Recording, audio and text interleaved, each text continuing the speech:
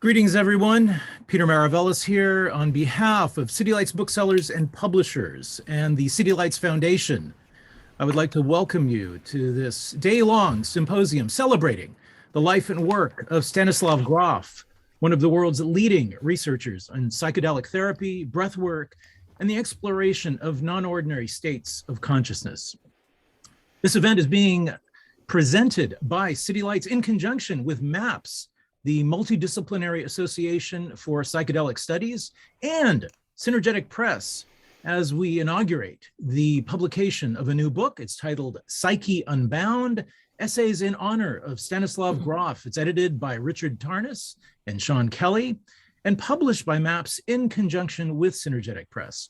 MAPS is a 501c nonprofit research and educational organization founded in 1986 that develops medical, legal, and cultural contexts for people to benefit from the careful uses of psychedelics and marijuana. Synergetic Press is an independent publisher that for over 35 years has been producing books to promote mindful discussions of humankind's present and future lives. They have published unique and paradigm-shifting ideas in subjects such as ecology, sustainability, psychedelics, consciousness, and cultural studies that inspire both individual and social change.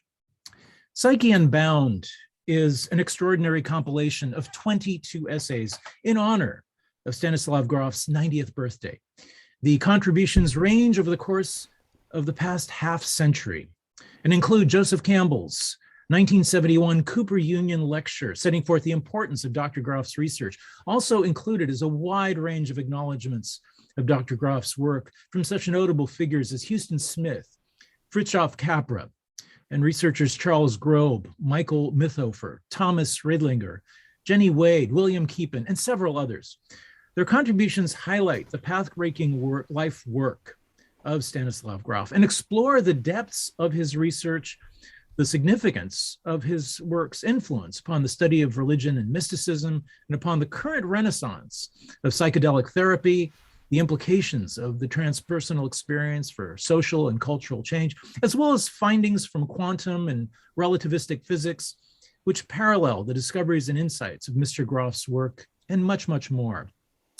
The influence of Stanislav Grof's work upon the landscape of transpersonal psychology has been significant, to say the least.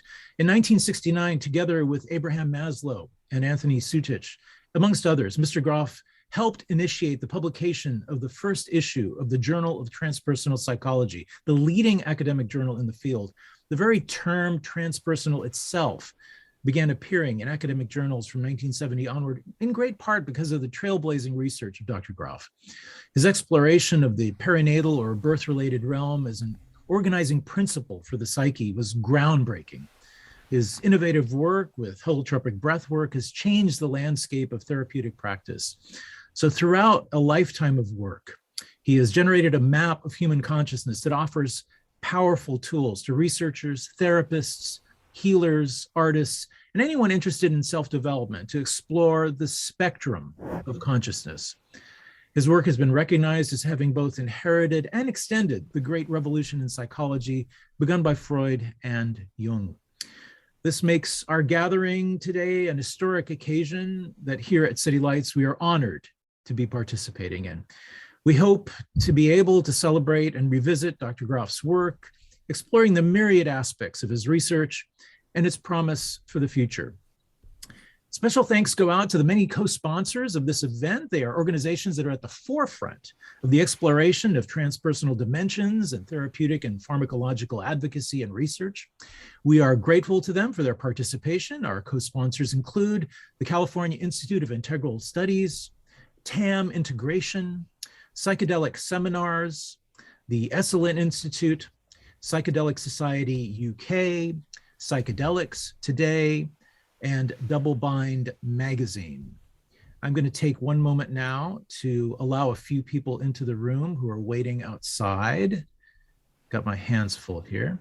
So this event is also being sponsored by the City Lights Foundation, which is carrying on the legacy of our founder, the late Lawrence Ferlinghetti, by encouraging deep literacy and critical thinking through our various publications and programs.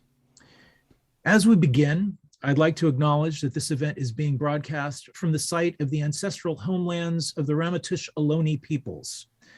On the peninsula where I stand, 8 different dialects of their language were once spoken. So it is with respect to those who came before us that I would like to begin our weekend event and offer a moment of silence to stand in recognition of the place that we occupy, and also to recognize how many of us attending possess a privilege that many in the world do not. It is in honor of compassion, understanding, and empathy that I request we stand as witness to those who are presently suffering in the world, and that we inaugurate this event in the spirit of equity, justice, and equality for all. As many of you know, City Lights is a publisher as well as a bookstore. Over the years, we've published a wide range of books on consciousness studies, from the Yahe Letters by William Burroughs to Carl Ruck's Mushrooms, Myths, and Mithras. So from the books that we publish to the books that we carry, City Lights has always made sure to showcase the works of writers and thinkers that further the cause of self-inquiry and the betterment of society. Our founder, the late Lawrence Ferlinghetti, placed a premium on keeping in stock and publishing books that would open hearts and minds. His formative experiences in the earlier part of his life led to a lifelong commitment in support of critical thinking and the roads that lead to the exploration of consciousness, from the writers of the Beat Generation and their interest in Zen, yoga, and meditation, and Asian philosophy, to the emergence of psychedelic culture in the 60s and the great explosion of research in psychoactive compounds in the 80s and 90s. City Lights has always supported and nurtured these currents, so it is with great pleasure that we continue this grand tradition with this weekend's symposium. So our opening session today is called Charting the Way of the Psychonaut. With it, we hope to open a window into the life and work of Stanislav Grof, giving you a kind of a baseline for his work and generally setting the tone for the rest of the day. Our moderator for this opening session is David Presti. David Presti teaches neurobiology, psychology, and cognitive science at the University of California in Berkeley, where he has been on the faculty in molecular and cell biology for 30 years. For more than a decade, he worked in the clinical treatment of addiction and of post-traumatic stress disorder at the Department of Veteran Affairs Medical Center in San Francisco. And for the past 18 years, he has been teaching neuroscience and conversing about science with Tibetan Buddhist monastics in India, Bhutan, and Nepal. He is the author of Foundation Concepts in Neuroscience, A Brain-Mind Odyssey, and of Mind Beyond Brain, Buddhism, Science, and the Paranormal. In this session, we are deeply honored to be able to host Stanislav Grof himself. He will be joined by his wife, Brigitte Grof, who's also a therapist and practitioner. They will be joined by Richard Tarnas, the co-editor of Psyche Unbound, which is such a gorgeous, gorgeous edition. And I'm hoping that you get a chance to pick it up because we have signed editions today. It's this weekend only, so first come, first serve. Richard Tarnas is a professor at the California Institute of Integral Studies in San Francisco, where he founded the graduate program in philosophy, cosmology, and consciousness. He was formerly the director of programs in education at Esalen, where he worked with Stanislav Grof for many years. He is the author of The Passion of the Western Mind and Cosmos and Psyche, which received the Book of the Year prize from the Scientific and Medical Network, and is the basis for the documentary series, The Changing of the Gods. He is past president of the International Transpersonal Association and serves on the board of governors for the San Francisco Jung Institute. Also joining him will be Sean Kelly, the co-editor of Psyche Unbound. Sean Kelly is professor of philosophy, cosmology, and consciousness at the California Institute of Integral Studies. He is the author of Becoming Gaia on the Threshold of Planetary Initiation and of Coming Home, the Birth and Transformation of the Planetary Era. He is also co-editor of Ken Wilber in Dialogue, Conversations with Leading Transpersonal Thinkers. Along with his academic work, Sean teaches Tai Chi and is a facilitator of the group process Work That Reconnects, developed by Joanne Macy. Also on the panel will be Rick Doblin. Rick Doblin is the founder and executive director of MAPS, the Multidisciplinary Association for Psychedelic Studies. He received his doctorate in public policy from Harvard's Kennedy School of Government and has spent a lifetime immersed in the study of psychoactive substances and their healing and therapeutic properties. He has also explored the potential of psychedelic drugs to catalyze religious experience. His research led him to conduct a 34-year follow-up study to Timothy Leary's Concord prison experiment.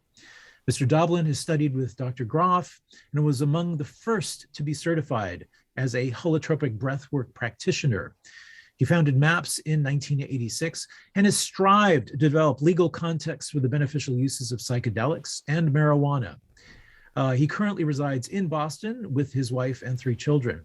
Also with us today is Susan Hess Logeais, the producer of the film The Way of the Psychonaut, which you saw a clip of earlier, exploring the life and work of Stanislav Grof. Ms. Logeais is one of those whose life was transformed by Dr. Grof's therapeutic process. Her documentary utilizes her personal existential crisis as a gateway to the impact of Stanislav Grof's work from the micro to the macro. We will also be joined by William Keepin.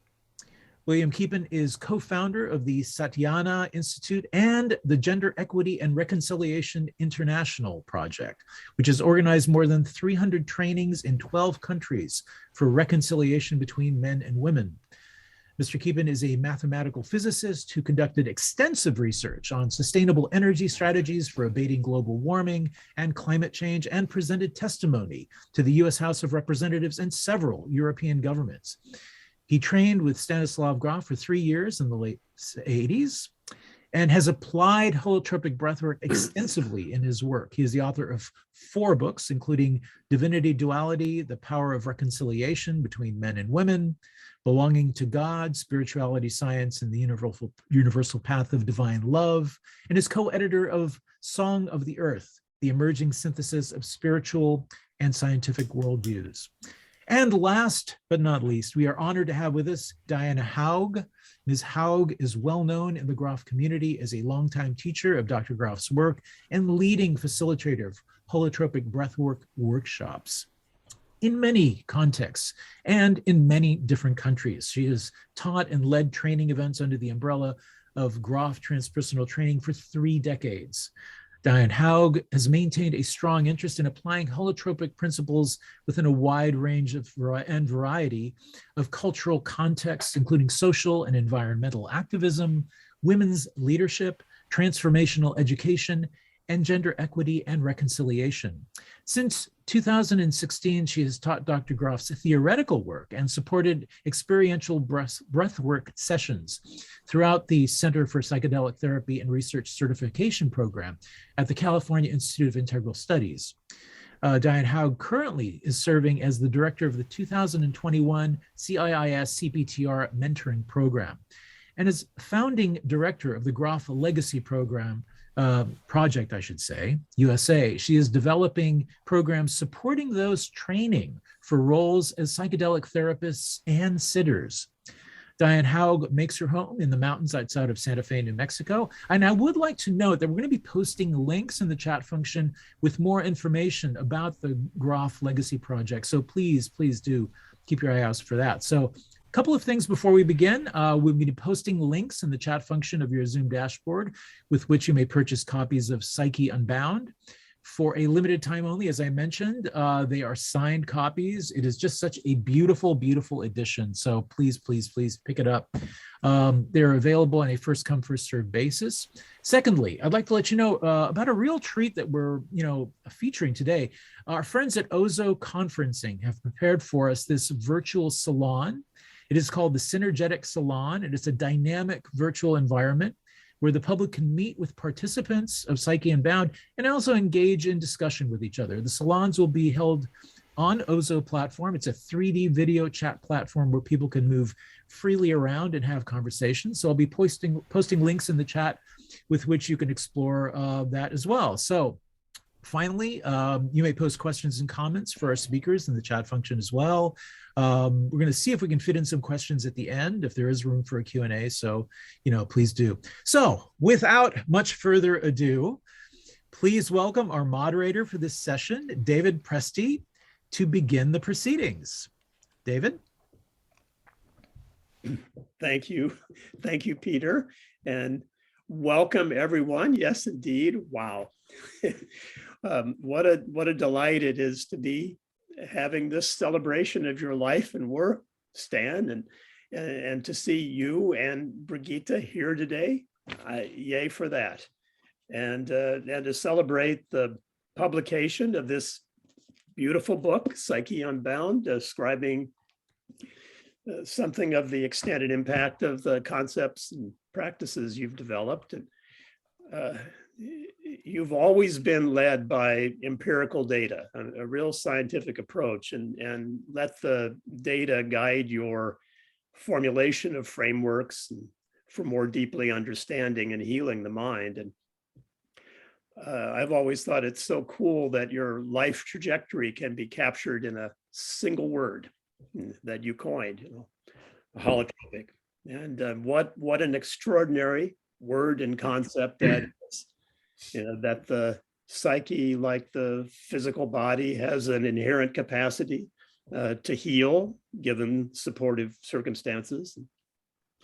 To me, you've always been kind of like an Einstein of the psyche, and your contributions have truly catalyzed and will continue to catalyze a revolution in scientific thinking about mind and consciousness. And you've been an inspiration and teacher to so many folks, and we'll hear something about that all day today. And so I'd like to get this started by just passing the baton to Rick Tarnas and Sean Kelly to introduce the book and to further introduce you. And then we can go around and each spend just 2 or 3 minutes speaking to the impact of Stan's life and work on each of us. And then we'll open it up to some longer stories. Rick, would you like to take it from here?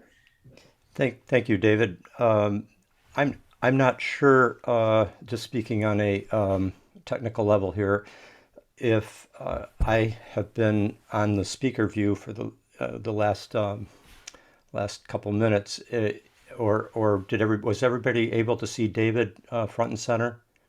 Yeah. Oh, good. Yeah. Okay. It's just an illusion of my particular setup here. So thank you very much for this opportunity, really, for us to showcase the Festschrift, the book of essays in honor of Stan, but also to have Stan with us and to share with him and with all of you out there who are listening to us and watching us today, this celebration of such an amazing individual who has given us so much, and 90 years old. And I have to say, it's not just wonderful that we get to celebrate you while you are with us, but also to actually have finished this anthology of essays that we've been collecting for over 20 years, really going back to the 80s and 90s. I started bringing them together because I knew, of course, Joseph Campbell and Houston Smith, Francis Swan were all good friends and part of the world of teachers that Stan in particular kind of brought together there at Esalen back in the 70s. And they had already early on, I think Joseph Campbell was the first to make a major public statement in one of his books, which we've now is the opening essay in the Festschrift, in Psyche Unbound. We call it a Festschrift, the traditional name for an anthology of essays that a group of scholars contribute that honor a scholar who has given so much for a whole lifetime, and in their senior years, one brings forth a Festschrift, a book of writings that are a festival, a festive celebration of of that scholar. And with Stan, it's not just celebrating a great scholar, it's celebrating someone who has given us a different way of approaching life and of living our own lives and of deepening our own self-understanding. I'll just say a minute about, I guess, since Sean and I are kind of starting off with a little bit about Psyche Unbound, the book, but also are supposed to say a little bit about what role Stan has played in our lives, his influence. I'll just say 1 minute more on the book Psyche Unbound. So it's basically, I have to say, these are extraordinary essays, and one advantage of the fact that although I had originally in mind the idea of bringing it out in time for Stan's 70th birthday, life and all the other unexpected and things probably I should have expected, complications and so forth, delayed that. But I have to say, we are to be able to bring it forth with his 90th birthday, with Stan so lucid and engaged with us, and able to appreciate what is in this book, has also allowed us to bring in a number of essays that would not have been possible had we published it 20 years ago, really important ones, including contributions from people who are at the cutting edge of the current psychedelic renaissance, which also was not happening 20 years ago and is now at this point with Stan being Stan basically is the person, I think, more than anybody, who links the earlier psychedelic awakening of modern Western culture to, or as a kind of initiation into extraordinary states of consciousness, but also into new dimensions of reality that had been marginalized by the mainstream evolution of the modern mind. And that enormous transformation that took place starting in the 50s and definitely in the 60s and 70s on, then having to be forced underground by the political and medical establishment, making it illegal, the psychedelic research and therapy, even though there were so many psychotherapists.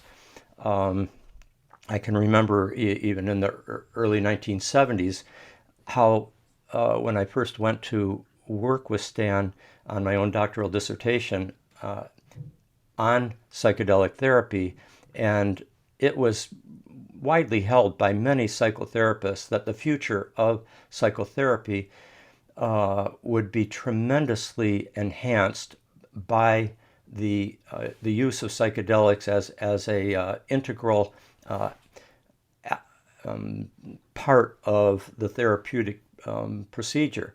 And it was just it just took decades, and including by the courageous and strenuous work of people like Rick Doblin, who's with us today, that has brought about this new renaissance of understanding, research, and legalization of the psychedelic therapeutic potential.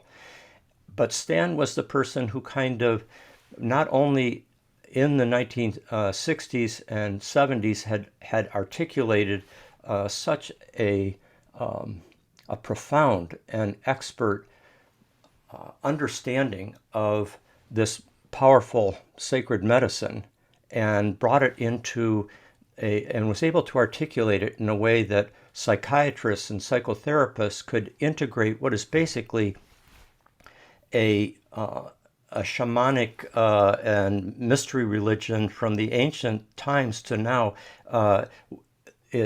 what is a powerful ritual sacred medicine. He was able to integrate it into the psychiatric and psychotherapeutic vocabulary and understanding in a way that made a bridge and sustained the possibility of moving to this renaissance during the years it was illegal. So we owe Stan so much on that account. I'll just say one last thing about my the personal influence on Stan, but I can only hint at it. Stan not only was an enormous influence in teaching me and shaping my worldview. I mean, in some ways, he came in at such a fundamental level that anything I engaged as a scholar, as a teacher, as a liver of human life has been deeply transformed by what Stan opened up to me in terms of, you know, how do we engage the challenges of life? How do we explore the deep psyche? How do we recognize that even pain and even experiences that seem to be utterly ones of defeat or failure or never getting out, the no exit, the hell situation, that all those are part of a larger process of unfolding, that are part of a mystery that is unfolding through us, and to trust that process, to trust the kind of organic spiritual wisdom of life and of our own souls and bodies to bring forth the transformation that is somehow our journey and our destiny. His trust has been conveyed to so many thousands of people now around the world, and that is an extraordinary gift. So I'll leave it there. Send it over to Sean to say more. Sean has just been the most wonderful co-editor with me, really making it possible to bring this long journey to a successful conclusion. So I'm very grateful to you, Sean, and would love to hear all you have to say now. Thank you, Rick, and thank you, Stan. I mean, thanks. There are really no words for the gratitude I feel, the debt of gratitude I feel to you, the profound impact you've had on my personal life, my professional life. And I'm so grateful that we can all be here to honor you and your life's work. Thank you too to Synergetic Press, to MAPS, to David for your moderating. I'm going to leave my some comments about the nature of this profound impact on my personal and professional life, maybe for after, but I'll just say a few words about the Festschrift, this volume, and why I'm so grateful for it now. Not only because we were able to present this, as we put it in the introduction, this bouquet of flowers, as it were, a gathering of some of the many blossoms that have sprouted from the seeds that you have cast throughout your generative career, Stan. But it's the timing that this bouquet has arrived, that we're offering to the public and to ourselves. When I behold this bouquet and I smell the flowers in this time of accelerating planetary crisis, 2 years into a global pandemic, in a dominant culture, at least in this country, but elsewhere, which would like to convince us that we are nothing but isolated individuals confined to our personal biographies, these vulnerable little bodies at the mercy of corporate structures and impersonal forces that want to transform the planet into a mere collection of objects to be bought and sold.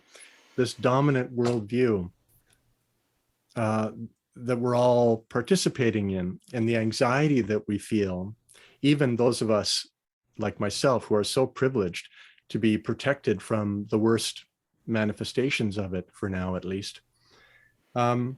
this bouquet has arrived at that moment. And when I smell these flowers and I remember what your work has helped me to realize and experience, that I am not only this skin encapsulated ego, as your old former friend and colleague, Alan Watts put it, but that I am essentially a being that participates in mind at large, in the soul of the world, in a fluid, holographic, cosmic process.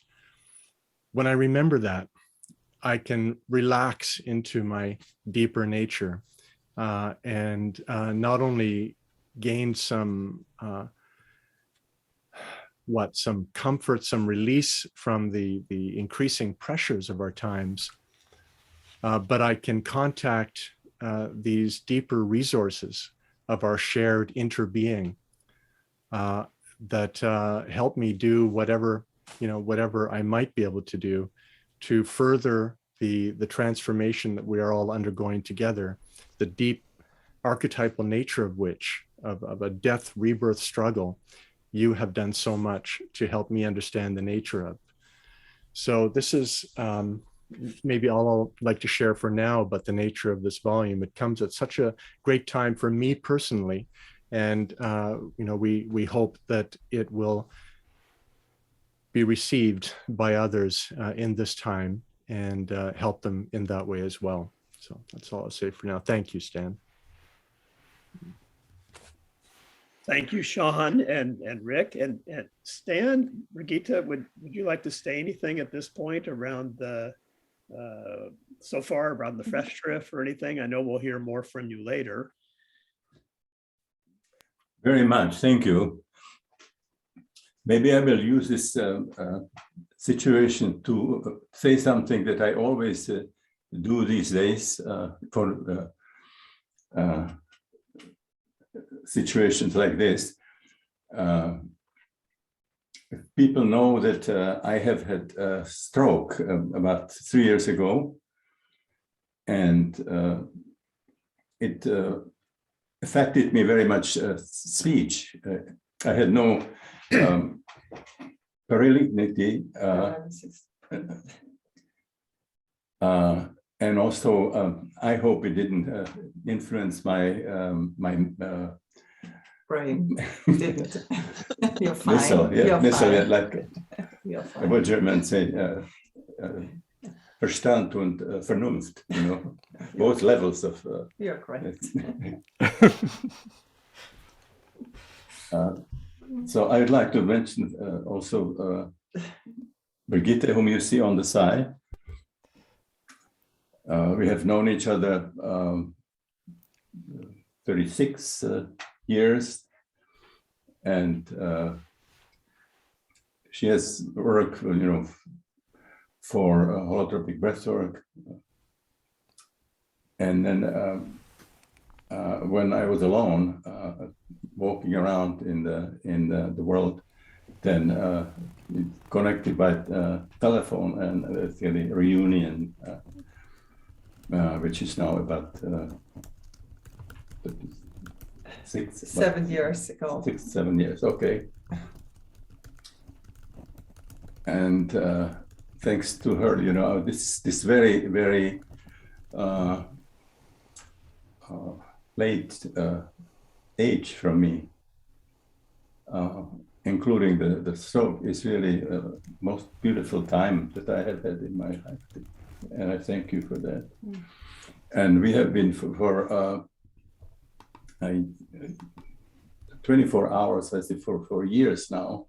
And so she knows a lot about what I know, and she would help me, if I lose some words through this. Anyway, now for Rick and Sean, you are just very close and wonderful friends of me, and I thank you also. Help to create the community in the CIS, and the amazing situation where the situation where people can talk about psychedelics and also astrology.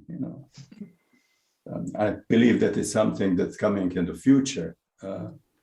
But you have done this for years now at the CIS. And I think, Rick, because you were so much also in SLN, you must very connection was happening, during the 60s and 70s and so on.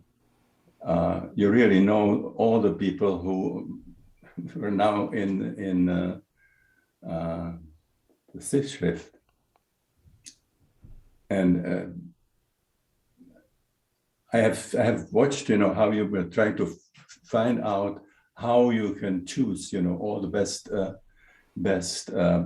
parts of the articles that people were thinking of. For Rick, and I feel that in some sense we connected almost like in a karmic way, because when you came to SLN, working on your dissertation there, you wanted to stay in SLN, and there was only one place in so many different places which was under us. So from the very beginning, we were working as friends and as Team. Yeah. Now with both you and Sean, you have amazing sort of ability to articulate things, which of course I have not been able to do. And I'm appreciated for that. And now for Sean, even at the time when I was not at the time at CIS, you were actually coming to Mill Valley for me when you had some kind of issues that you want to clarify. We were getting together for a restaurant, and I really appreciate it so much. Mm-hmm. And also, both of us were very much involved in the Susan film, and also the edition that she has, which were the interviews of different people. Both of you contributed to it tremendously. And also when the ubiquity, the different interviews that were there, both of you really appreciate it. Mm. So thank you so much. And also thank you so much for Synergetic Press, for Deborah. Synergetic Press, yeah. And City Lights, Peter, and of course Susan for the film, and all of you for being here and contributing, and of course Rick for maps. So thank you, everybody. Thank you so much. Thank you, Stan and Brigitte. Just wonderful to hear you both. And Stan, as far as not being able to articulate, after listening to your superb articulation in multiple languages for 6-7 decades that you've been doing, almost 9 decades actually that you were doing, but that I personally listened to for 50 years, you're allowed to sit back and let other people articulate a few things too. Well, it's also everything is recorded. We have the Shift Network courses that you can watch Stan teach, and we have the book and the film, and so it's all conserved. So, right. I think for me, some of the other languages actually were problems for English, because there are different sort of ways that you see differently in other languages, and I know I put it once in a while into English. And it takes a lot of courage to get out in the world of this big audience and, you know, not knowing if you will find all the words. So I really appreciate that so much that you're doing this for being with people. So. Yeah, thank you. We all appreciate how extraordinarily fortunate it is to have the two of you here in person, so to speak, today. It's just extraordinary. Well, we'll hear more in a few minutes from the two of you and from everyone. But to finish the opening round, Rick Doblin, you want to take a few minutes to introduce? Yes, I would very much appreciate that. Before I talk a little bit just about how Stan has influenced me, I want to follow up on just one moment what Rick Tarnas said, is that really Stan has been this through line of support for psychedelics despite, incredible cultural pressure to turn away at different times. And I felt throughout my entire interactions with Stan that willingness to talk about the role that psychedelics would play in this larger healing process. It was never this idea that we've learned from it, we can leave them behind, there's no need anymore. I just felt that the support for that concept, that psychedelics would have a role to play, was something that Stan really courageously kept and was the through line from the 60s to the being shut down and now to the Renaissance. So there's just 4 particular key turning points in my life at which Stan was present at all of them. And the first one was really 1972, when I was 18 years old, and I had been doing LSD in college and also mescaline. And I was very much focused on trying to improve myself, trying to get more grounded, trying to get more open. And I had very difficult experiences. I wasn't able to really process all of them. I was filled with a lot of fears and anxieties and resistance, but I kept going. And it just, I had no idea at this moment really about the research. I just really knew in a way about the energy of the 60s and how that had been crushed, in the Controlled Substances Act, 1970, and the research shut down all over the world. But I just really knew about sort of the countercultural aspects of it.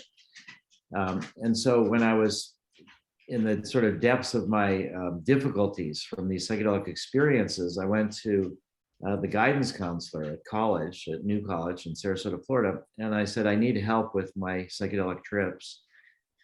And I was just so lucky, talk about karma in a sense, but this guidance counselor happened to have a manuscript copy of Realms of the Human Unconscious, Observations from LSD Research, Stan's first book, which wasn't actually published till 1975. This was 1972, and he had a manuscript copy, and he gave it to me to read. And it was reading that book that persuaded me that I was going to devote my life to psychedelics.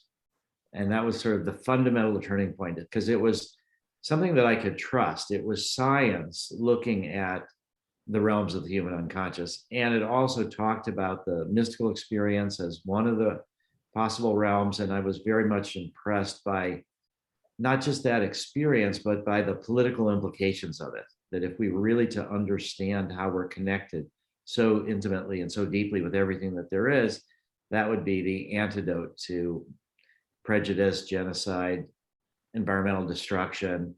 So it was really through Stan's work. And at the time, I asked my guidance counselor if I could write a letter to Stan. He actually had Stan's address. And so here I am, this confused 18-year-old freshman in college, and I sent a letter to Stan, and he answered me back. It was just, shocking, and said that he was giving a workshop that summer out in California. So I hitchhiked across America and ended up at the workshop at the Mann Ranch. And that was just solidifying things for me, that this was the direction of my life. I soon came to realize that I was very ungrounded. And I spent 10 years basically building things, getting grounded in the physical world. I had no contact with Stan. I had no contact with anybody really involved in psychedelics other than the books. So I felt that this decade, the books were my key into understanding a lot of the books that I had read about in Stan's book, Realms of the Human Unconscious. So the books became alive for me. And 10 years after that, in 1982, I went back to college as a freshman. And the very first semester that I was in college, I was just there a few days, and there was a workshop that Stan and Christina were giving at Esalen called The Mystical Quest. And so I arranged to get college credit to do off-campus study and to go do this workshop with Stan and Christina at Esalen. So this was like this 10-year process of working on myself, getting grounded. And while I was at this workshop, a woman, Debbie Harlow, who was not in the workshop, but she came by Esalen, and she said there was this new drug called Adam, that it was really something that would help you talk to other people better, help you be better listeners, help you be more open to love and connections. And I, heard about it also as something that had escaped into being a party drug called ecstasy. So it was both Adam as an underground therapy drug, and then also this party drug. And it was, I like to say I was stupid enough to underestimate it, but smart enough to buy some. Because I thought if you could sit around with a bunch of people talking, how profound can that be? Since you take a bunch of LSD, you can't even talk during parts of it. But when I went home and did it with my girlfriend, and I was shocked at how profound it was. And I realized that when I read about Stan's work in '72, that was after the backlash. And here I was reading about him and experiencing MDMA before the backlash. So that got me really, again, focused on being political and trying to bring MDMA back or to protect it from the inevitable pressure that was come down on it because of Nancy Reagan and Ronald Reagan and escalation of the drug war and Just Say No. So it was really because of Stan that I sort of was then connected to MDMA and to devote myself to that. I wanted to get a clinical psych PhD, and back in '87 when I graduated, and I tried to get into various graduate schools, and nobody would let me in. It was very, very frustrating. But then I realized that because the politics was in the way of the science, I really needed to study the politics. So I could have left this whole career behind of trying to become a psychedelic therapist.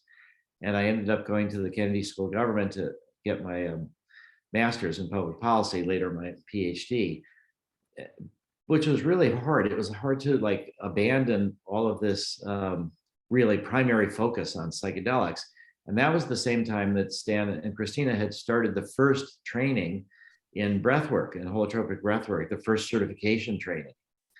So I did that from '88 to '90 during the time that I was also at the Kennedy School getting my master's degree. And so I felt that that was the balance. I was learning about the deep inner work through holotropic breathwork, and then learning about the deep outer work about cultural change and sort of sick public policies.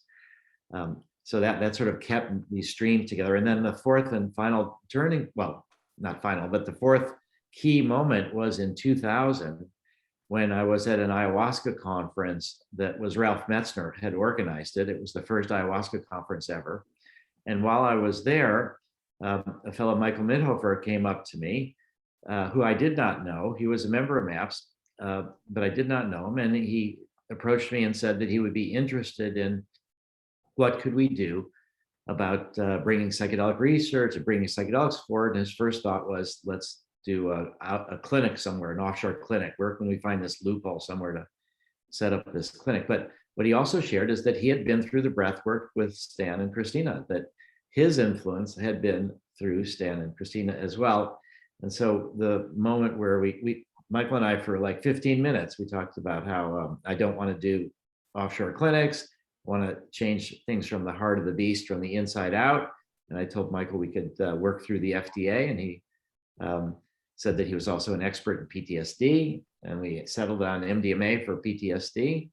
And I think if he had never, of course, had that breathwork training with Stan, that he never would approach me. And that's where we began the whole work now 22 years ago with MDMA to make it into a medicine for PTSD. So at all these four critical moments, Stan was intimately part of it and a key in all of these turning points. And I just want to honor you, Stan, and you also, Brigitte, for keeping this flame alive and how fundamental these moments have been in it. Thank you so much. Wow, thank you, Rick. And highlighting what you said about the books, the books being so important as ways of transmission into the future, the present and the future. Thank you for all the books you've written, Stan, around this subject.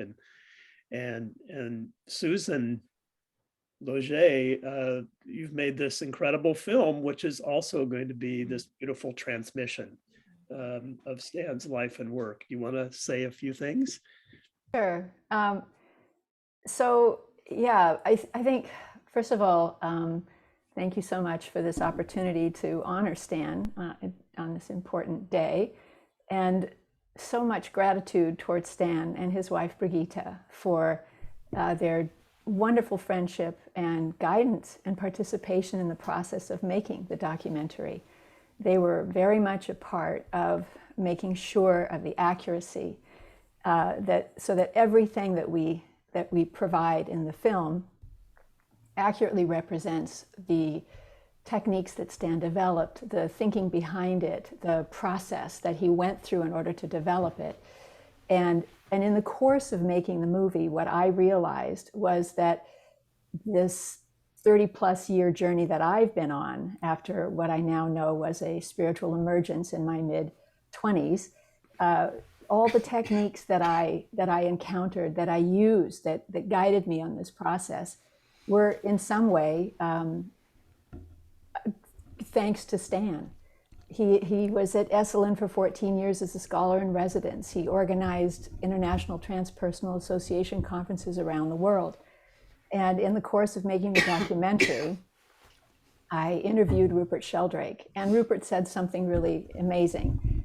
He honored Stan for creating an environment where ideas could be exchanged freely, that there wasn't the fear of being ostracized or losing tenure or no longer being published, that there was this free exchange of ideas, collaboration. And what came out of it were the techniques and the approaches and the perspectives that guided me on my journey.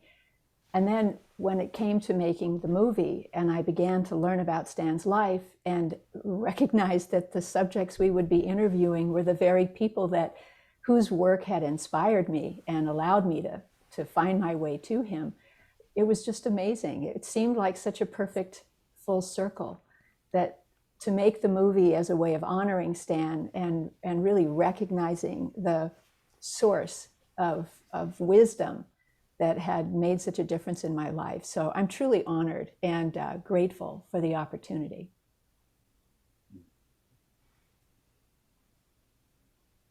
Thank you, Susan. Yeah. Will, we always say that what you did, that you not only work it in an amazing way, thinking all the people who are in the film, you spent at least for an hour and a half, and they became interviews from it. But also you have done quite a few experiences. This is not something that you just did from the camera. No, there was an awful, a lot of personal research involved in this project, and so I don't think I could have done it without your example of courage, Stan. I don't think I would have had the capacity to just face the challenges, to embrace the discomfort and the pain, and to work through it to find something greater on the other side. So I'm profoundly grateful for the example that you set. And it's such a great film, it's you, Susan, you did such a wonderful job. You were so much in service of really bringing Stan's person and his life work through to the public. And also you were, you did your own journey, and I love that part where you drink ayahuasca and you think it doesn't work, and you drink more and more, and then you're really in trouble, and you show that, and you admit all this, and you really walk the path, and it's so great. I really love you for that. It's so good. Thank you. Yeah, thank you. And so many future people, thank you, that haven't seen the film yet and will receive the transmission of Stan's work through that film. And so important for all the future for the planet, for as many people as possible to hear this story. Will, would you like to take the baton next? Thank you, David. And Stan, what a privilege to be here honoring you and your incredible work. So for me, the impact has been, I would say, fourfold. First of all, the methodology of self-discovery that Stan developed and refined, both psychedelic therapy and holotropic breathwork or Grof breathwork. And Stan did this with such integrity, courage, and mastery, and then trained thousands of others, of which I am one of those beneficiaries. And for those of us who've had the privilege to work with these methods over the past 30 years and witnessed such incredible healings and transformations, it's been such a gift. And we'll give some examples later in the storytelling part. What this also did was it revealed the absolute resplendence and grandeur and profundity and intricacy of the psyche. That the psyche is so much more profound than the science of psychology has yet discovered. And that's the second part, is the impeccable process that Stan followed as a scientist. When I first met Stan, I had just come out of a major encounter with the shadow side of science. I'd become a whistleblower. I had seen the difficult, conflicted side of science deeply. And to meet Stan and to see how he embraced all the data and that he followed wherever the data led. And this is so rare in science even today. It's so painful too, because science holds itself back by this betrayal of its own foundational principles, but not Stan Grof. And when that data came in with psychedelics, it was so radical. And Stan just systematically mapped out the territory. No one had done this. And laid it all out, the biographical realm, that personal history of each human being from birth to death. Then the perinatal realm, the whole process of birth and death itself, and all the spiritual awakenings of that. And then the transpersonal realm, and the mythical, and the mythological, and the psychoid, and the spiritual and mystical experiences. And he created this incredible cartography of the psyche. And I want to say, because it's been mentioned already once, and I was going to say this in my talk, it's very similar to what Einstein did in physics. And this might embarrass Stan a little bit, but it's so similar. Einstein 120 years ago was facing these anomalous data of, the Michelson-Morley experiment mainly, and also the photoelectric effect that, launched quantum physics. And here he was, the Michelson-Morley experiment contradicted all of what classical physics taught, the same way that Stan's data contradicted all of what Freud and much of what Jung even had taught. And Einstein basically stood with the data, and that the speed of light is constant in all frames of reference, and with his conviction that the laws of physics should be the same in all frames of reference, otherwise they aren't laws.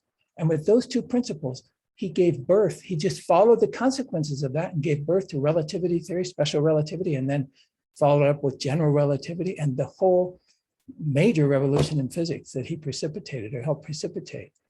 And I want to submit that Stan basically, along with a few other pioneers, did the same thing in founding the entire discipline of transpersonal psychology.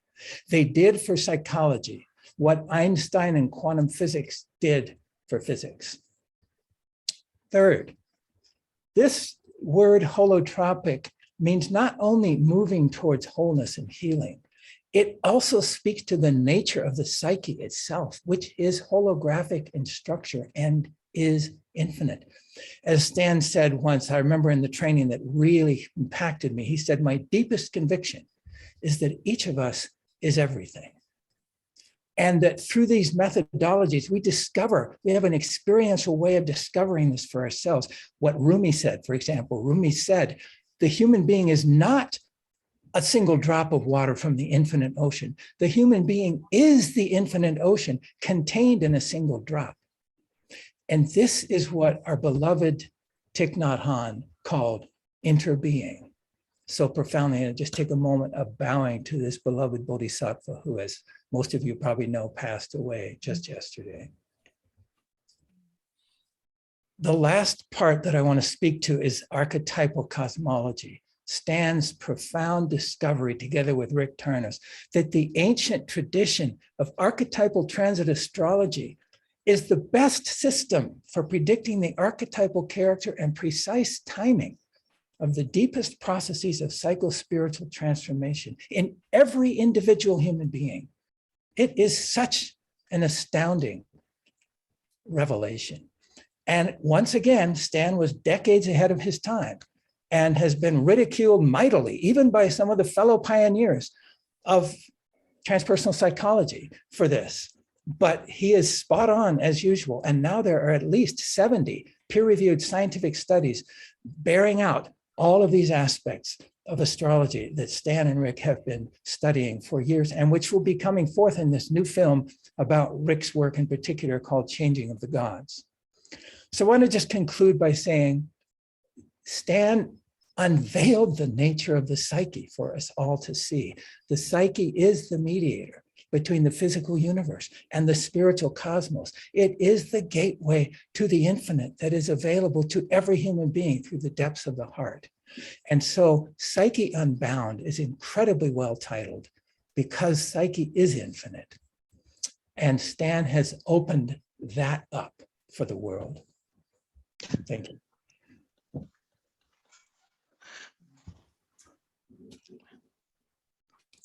Will.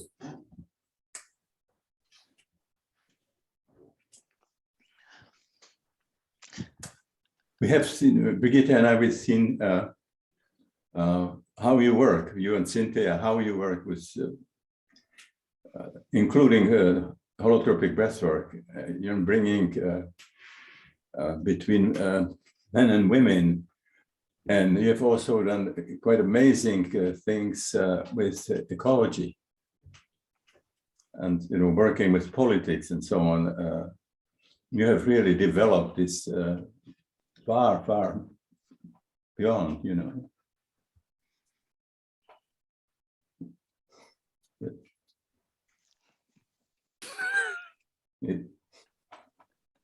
Thank you, Stan. No. Thank you so much. Thank you, Stan. And it's been really your methodology and the work you've done has helped me to do all of the work that I do, and has also been such an inspiration to follow my truth regardless of the response from my peers at times. So you've been a real model in that regard. Bless you. I have to tell you, when some most interesting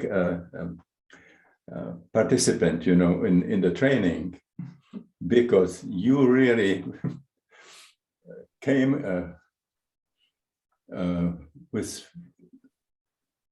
scientists, you know, scientists, and you didn't sort of let me anything sort of say easily. But then when you came out of it, you are way beyond, you know, where I was. Well, I was kind of ruthless. You know, as I said, I'd come out of this scientific skeptical whole experience, and I was demanding proof from what Stan was saying every other paragraph. And some of the other trainees at lunch would tell me, you're irritating and you keep interrupting him. Why don't you? But Stan was loving it. He was answering every question and he could do it. And he brought all this incredible data. And my mind was just blown and expanded. by what you were bringing. So thank you for bearing with me in my youthful exuberance. You're a really great student, you know. Thank you. Thank you so much. I love the comparison with Einstein. I think that is so spot on, you know, the Einstein of the psyche. And as someone who also started out in physics and is consider Einstein a hero, Einstein had an easier time of it because the psyche is just a little too close to home for some folks, for some of us, and it's hard to approach that in the same way that we approach the movement of the planets or something like that, or the explosions of stars. So thanks for the courage to stick with the psyche. Diane, one of the pioneers in taking the breath work into the world. Well, Will, you're a hard act to follow, my dear friend Will, my colleague. I have traveled many miles with you and I miss you. So I feel quickened by just being in your presence again. And you know, I'm going to have a full role this afternoon in panel number 3. So I think I'm not going to go into a longer version of my personal story. As a facilitator of groups, I'm very aware of the time here this afternoon and or right now. And I'm going to have more minutes on panel 3 to share more about my personal journey. But I will just say that I'm approaching 74. I'm at Stan in my 30s, and my whole professional and personal life have been informed by his work. And I've had the good fortune, I'm a direct service kind of person. I have had the good fortune of actually traveling with Stan in so many parts of the world, bringing transpersonal psychology, bringing the breath work to countries in South America, Argentina, Brazil, Chile, working in Russia, working in Ukraine, working most recently together with Brigitte and Stan in China for several weeks. So my life has been so enriched by Stan's work, and I know he knows that. What I do want to mention before I depart is that there are so many of us who are passionate in this way about Stan's contribution to psychology and to our lives professionally and personally. So in 2020, despite the pandemic, some of us have created a not-for-profit organization called the Grof Legacy Project, USA.org. And you have that information in the chat function. And Will Keepin happens to be on our board of directors. We have a really dedicated group of people. It's a startup organization. We want to be a placeholder. We want actually to preserve, we want to protect, and we want to promote Stan's work and actually see it embedded in the culture in ways that we might not even be able to imagine at this time. I have felt like we have just begun to scratch the surface in terms of the application of Stan's work in healthcare and education, in terms of all kinds of social and cultural issues. And my work with Will opened my eyes to the ways in which breath work could be embedded in other contexts and actually just enhance and potentiate the experience. So please, you have the contact information. We'd love to hear from you. We need thinking partners. We need support on a variety of levels. But as a witness to what is happening today in the field of psychedelic, the training of psychedelic therapists, I actually feel it's just critical that we preserve Stan's particular contribution. I think he, way back in LSD psychotherapy, he offered us the template for best practices when it comes to psychedelic psychotherapy. And I'd like to dedicate the rest of my working years to really the promotion of his work. So I hope some of you will be attending the third panel as well. It's been such an infusion, soulful infusion for me to be here this morning and to be included. Thank you, Stan. Yeah. So thank you, David. Good to see you. Thank you, Diane. I mean, we have been, for years doing things together, and what I remember that at the time when there was a crisis in South America, you were the person who was going there, basically not getting anything, Money not being paid. Yeah, Not being paid. yeah. So today now the big money is now happening, and it was amazing that you went much more for what you want to create rather than what you make. That's a fact. and I have remember always after when we were doing holotropic breathwork, and talking after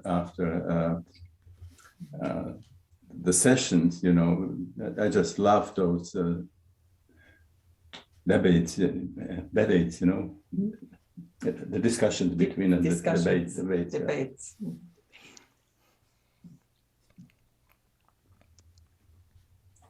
And I'm glad that you have now again the possibility to continue really freely.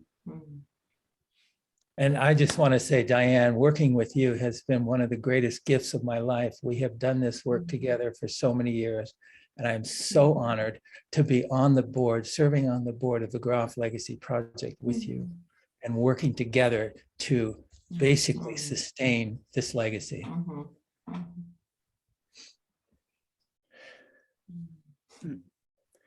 Well, thank you. And Diane, you nailed it with what you said about what's happening now with the training in psychedelic therapy, with things rolling out so quickly and all the commodification and corporatization. It's more critical than ever that Stan's transmissions of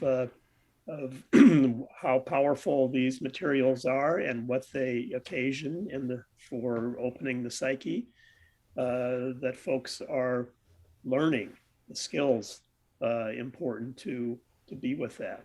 So thanks for continuing that transmitted process. Thank you, David. So we're running, the clock is moving, and I know that Brigitte and Stan, you had some stories you wanted to share. Do you feel like this is a good time to do that? Yeah. Well, actually, I wanted, before we start with stories, I want to do a short sharing how Stan influenced my life. This is pretty obvious. I mean, I could say Stan is my life and my love, and it's meeting Stan in my early years and knowing what he's writing is right. I always knew it's the truth. And having the privilege to come to Esalen with 26 years old, and just so everything I've studied psychology before, but that was not really interesting. And so basically my whole professional life has been holotropic from the beginning, and the love to Stan, and it's just my life, and to being loved and by this wonderful, wonderful man. And I've never met anybody like this. He's just the best person I've ever met. And, you know, you all know him, you all love him too, because of that. And just this is the seriousness of the scientist and the silliness that he can have at the same time. And I mean, I could accept all these outrageous experiences because he's such a scientist with such deep knowledge and integrity. I mean, he talk about the most far out stuff and be totally grounded. And he's kept his integrity all his life. You know, he's never done anything weird. And we all know that in these areas things can get out of control badly. And and I've never met anybody. He's just so strong and has such a big energy and he's so humble at the same time and gentle at the same time. So I could go on and on and on. You're just the best. He doesn't like it, but it's the truth. You know, when I have to share this, I share a story. When we reunited, and I was so happy and so excited. And I said to Paul's brother, I said, you know, your brother is just the most wonderful person I've ever met, you know. And Stan said, no, I can't say that, you know, don't say that, it's too much. And so we negotiated, and we ended up, I could say, Stan is the best thing since the sliced bread, you know. So that was how we started. And now years later, I said, you're the best person in the world. And he says, in the world? What about galaxies? And said, oh, in the galaxies. He says, what about black holes? And so we have upgraded in our, you know, taking in love, which is also not so easy, as you all know. So I'm feel very privileged to be married to you. Mm-hmm. So we are working on 100 years. I'm taking good care of him. Anyway, David asked a story. Yes. He's probably expected a psychedelic story.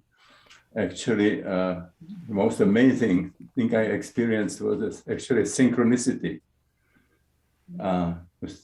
Actually, when we work with holotropic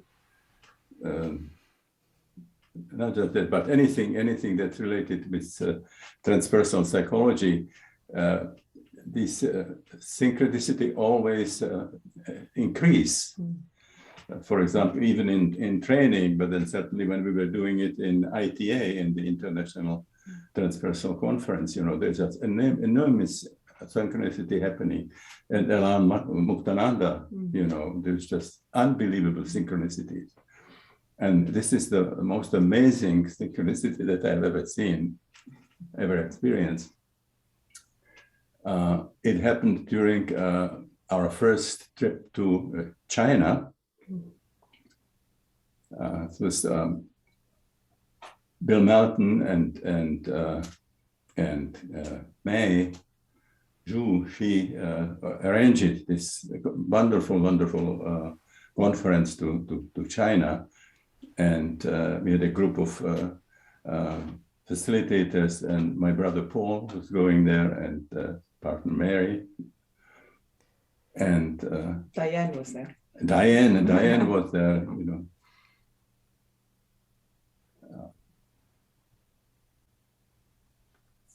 So we came for the first time, we were bringing basically transpersonal psychology to China.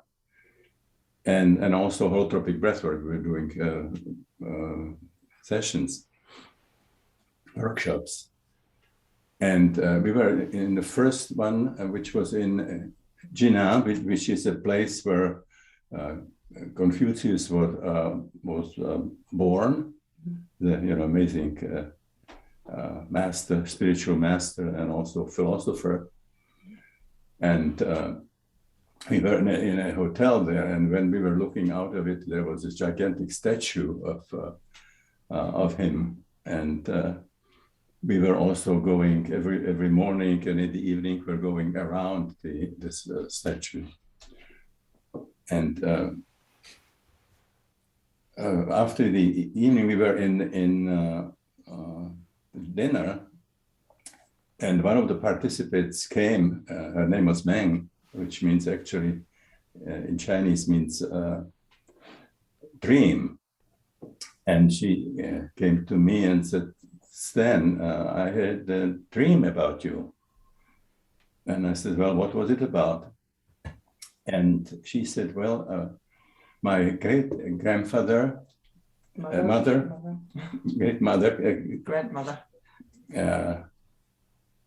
showed up, and she told me that we have for centuries, for generations, we have a very important and very interesting stone." Mm-hmm. And she said, "This should go to Dr. Grof." We have actually a photo of that one. Yeah? We have a photo. Peter, we have a photo. Well, one thing is you should have given you some information. Then when we created the ITA, the International Transpersonal Association, we were looking for a logo. The stone, we need the stone, not the whales. Peter, the stone. Stone. Not the whales. Yeah, the stone, yes. Okay, so when we were looking for ITA, we were looking for a symbol, logo. Mm. And we wanted something with sacred geometry. And we came out of this chamber Nautilus. So now I'm going back to dinner. Then she bring a little bag, which was beautiful blue velvet, like a Shiva blue, and took it out, and there was this chambered Nautilus. And the most interesting thing is that they picked it up in the top of the Mount Everest in the Himalayas. Mm-hmm. And this is, of course, coming from the ocean. It is a mollusk, from the ocean, mm-hmm. and ended up, at the top of the Himalayas. Mm-hmm. And when I studied it, what happened supposedly that about 50 million years there was a collision of the tectonic plates, yeah. And was explosion of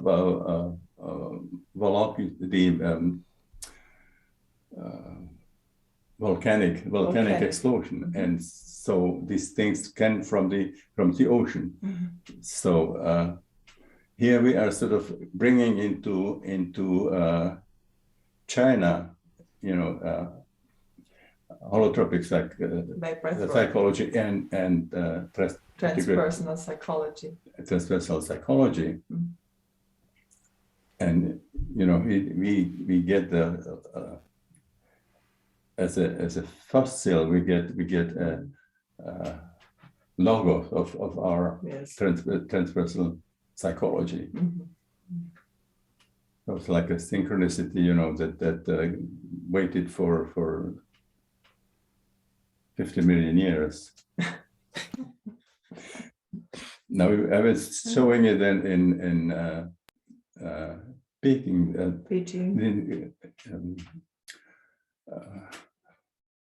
University, mm-hmm. And in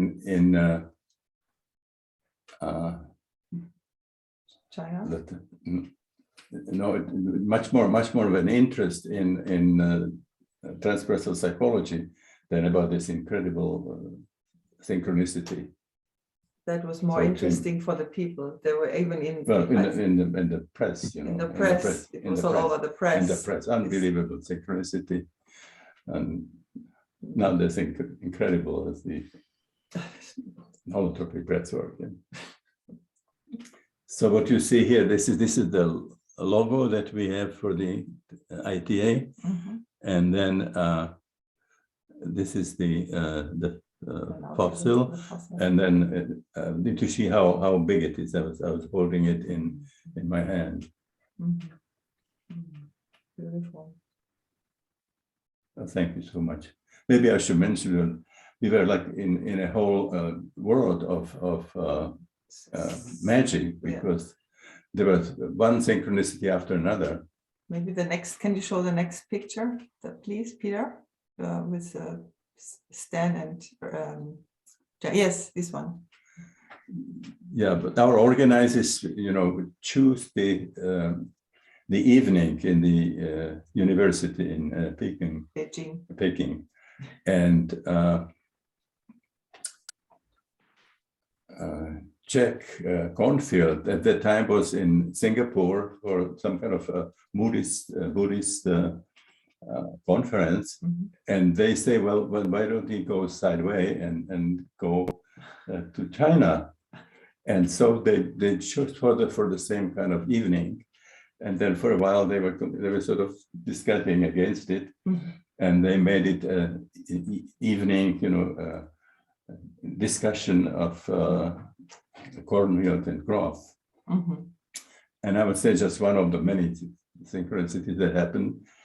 We were going from Jinan on a train, and we were two people who were part of our conference, and they were coming. They were part of the journey, but they were still in other parts of China. And one of them was coming from North China, and the other one from South China, and they were getting a ticket for the train. But they did not talk to each other. No, they did not know they about didn't. each other. Independently, and they ended up not only in the same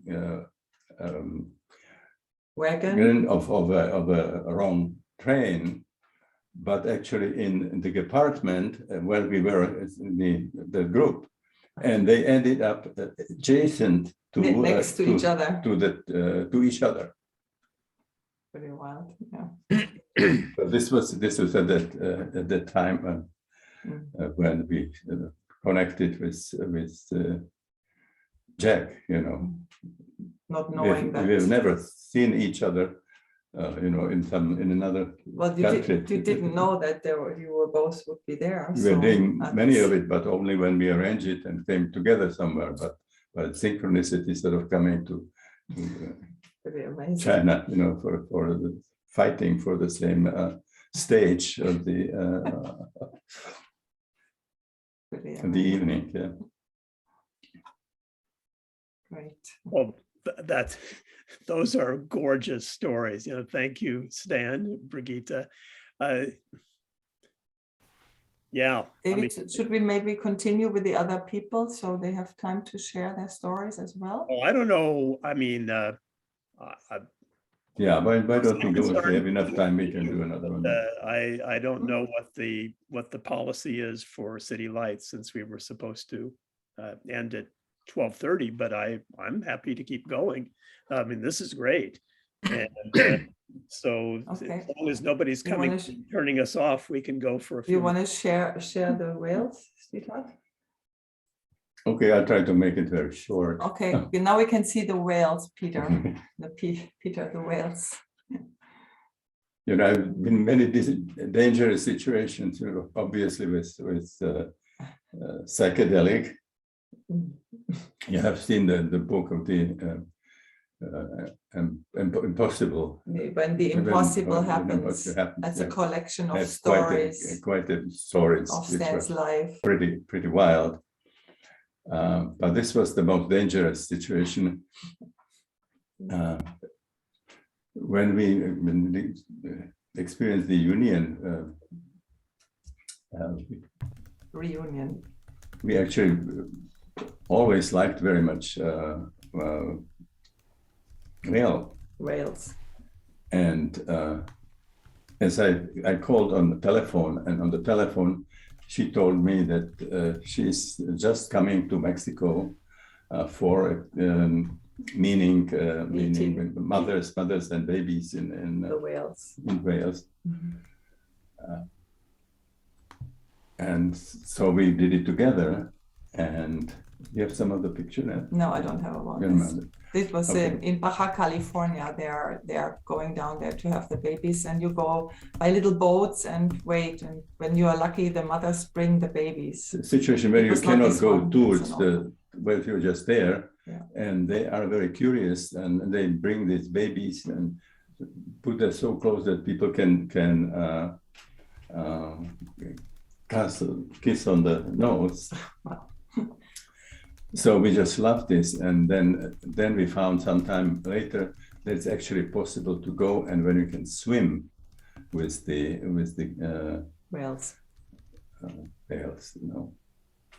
And no, I was. Oh, this picture is me and the whale. So that's where you go. We had to go in a boat for about 9 hours out in the ocean and stayed there for 1 week. And then a small groups, 2 boats with small groups went, and we went to in the water just waiting. You know, we had very good guides. How was I old at that time? 89. 89 with a stroke. With a stroke, you know, and then with pacemaker and pacemaker blood thinners and blood thinners. So, you know, there are many possibilities that I could die there, but I really wanted to get this last possibility to have that experience with the whales. It was really amazing. It was amazing, and the dangers that happened actually at the time when we saw already everything was over and we were going to the shore. That was. And we wanted to have a wonderful dinner for that in the Dominican Republic. On the land. Well, I was really protecting Stan all the time, you know, being sure he doesn't get hit by a whale or by other people or anything. But then the last evening I was a bit had a cold, and we were already in the harbor, and the group wanted to go for dinner, and I said, okay, I let go of Stan. I mean, he can go with a group and have dinner. And then the next thing I see, I turn around, there was a little bridge from the boat to the land, and Stan walks over the bridge, and the bridge collapses, and Stan, I mean, the railing collapsed, and Stan fell on this bridge, and I was like, oh my goodness. And so, but unfortunately nothing happened. Nothing happened. And they took care of him then on the street. Well, this was in the Dominican Republic. And it was really, Baja was the first meeting where you go on the boat and the mothers bring the babies, but the swimming was in Dominican Republic. And I have to say we had really very wonderful crew, and they were very respectful with the animals, no chasing or anything, just really respecting their boundaries. And so I think we haven't really said that this is the possibility when you can experience, because this time and in that area, the mothers are taking the babies and around waiting, and for some time they are for some reason they go to the bottom for resting, and they stay there for 20-30 minutes, and so the proof will find where it is happening, and we go there and waiting for a few minutes, and then we just go and comes like a torpedo into between us into the ocean. Well, it was very, very beautiful, but it was a little bit of a challenge with him on the side. And I mean, you have the whale has about the size of a house, and the baby has the size of a garage, and they are free animals, you never know where they come up. I once had one under me. He just came up, and I thought I would be sitting on the tail or something like that. And so with him being a bleeding person, bleeding to death, danger, and things like that was. It was think- not very relaxing for me, I have to say. It was wonderful, but not so relaxing. I think psychedelics are safer than, at least for me at that time. Yeah. Yes. So now we have switched more to inward journeys. of Thank these you days. so much. Thank you so much for sharing that. It's I think it's telling that these enormous, clearly very intelligent creatures who are in the open ocean and can go far if they away from you if they wish, choose to come right up and be with you. And I mean, it seems like a message, that they want to connect with us, maybe help humans better understand the interconnectivity of life. And it's been said several times today that your work, Stan, is so many. It's revolutionary and it's pioneering, and it's really years ahead of the rest of the field. And I hope it's not too many years ahead, because it's really more important than ever that these transmissions really get traction for the future of the biosphere and for the geosphere and for all of now when people will have again possibility of doing sessions, they can confirm the cartography of that it's not limited just to postnatal experiences, but you have to go through the matrices, birth matrices, and go to transversal up to mythology and to archetype. Yeah, this is real. Cartography is just amazing, as compared to what we were using in psychiatry and psychology. It's real empirical science. Well, David, can I interject? I would love to tell a very brief story, a holotropic breathwork story that actually saved many thousands of lives. Well, I've been given the message that we need. Yeah, we have the next session is actually starting in about 15 minutes. Okay. But it's in the book. Are you coming to any of the other sessions? I could come to them. I was planning. There's also Ozo. I mean, if you want to pop into Ozo, okay, that would be a perfect place to do it. It's also in the book. So yeah. I know there's people waiting in the other room. I totally understand. Thank you. Thank you. Well, I can't think of a better way to inaugurate the proceedings. This has been such a wonderfully rich discussion. Also, such a great honor to have you both, Brigitte and Stan, with us here today. David, such a wonderful, wonderful job interlocuting. Really appreciate it. Thank you all, to the participants, to those of you in the Zoom room who've joined us. Say one minute. Yes, please. Yes. And which is about Rick Doblin. We all talking about the Renaissance, and this is basically something that Rick and Maps have done, and that's amazing. Well, thank you so much. Thank you so much for that. And we are ever grateful to be doing this with Maps and with Synergetic Press. So everybody, please be well, be safe, and we will see you soon. Take care. Thank you so much. Thank you so much. And for Bye-bye. David, unbelievable. Yes, thank you, David. Dominated, yeah. Thank you, Peter. Thank you, everybody. Thank you so much. Thank you, everybody watching this. Thank you for being there.